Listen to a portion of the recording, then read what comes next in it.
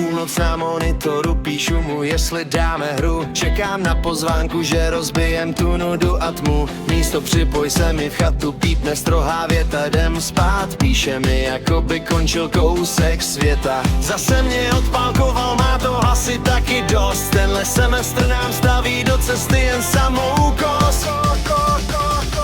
7:15 ráno, to je prostě krutý boj. V hlavě mi hučí jako starý nespavý stroj.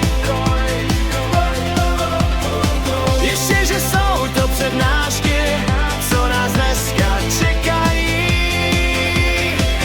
V tomhle brzkým čase se i sny radši schovají.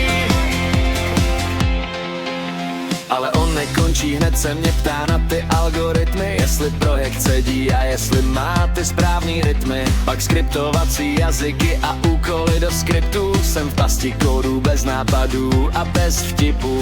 Objektově orientovaný, to je další meta. Všechno mít hotový, než skončí tahle věta.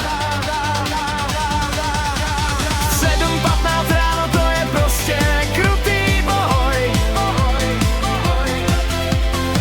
V hlavě mi hučí jako starý nespavý stroj. Ještě, že jsou to přednášky, co nás dneska čekají. V tomhle brzkým čase se i sny radši schovají.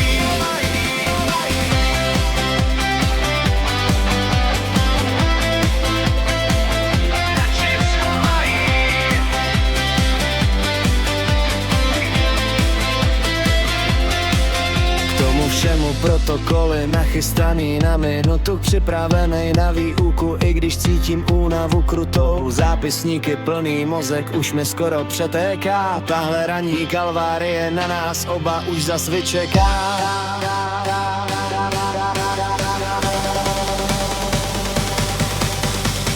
Tak zavírám ten notebook, zítra zase na novo.